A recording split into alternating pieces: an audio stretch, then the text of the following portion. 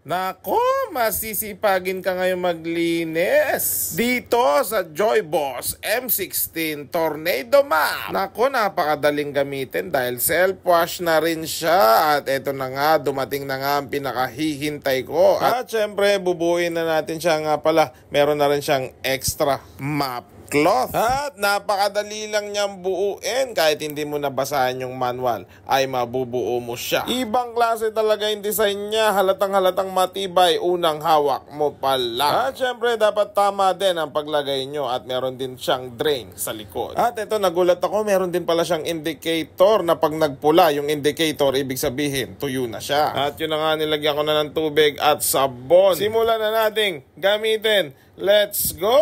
At kaya nagustuhan ko to ng todo dahil kaya niyang abutin lahat ng sulok ng aming bahay. At ang maganda doon, kaya niyang paghiwalayin yung maduming tubig at yung malinis na tubig. At makikita mo kung paano niya pinaghihiwalay. Nasa labas yung maduming tubig at yung malinis ay nasa loob. At syempre, alam nyo na, napakadali lang niya i-drain. Kaya ano pang hinihintay nyo? I-check out nyo na yan nasa yellow basket at comment section.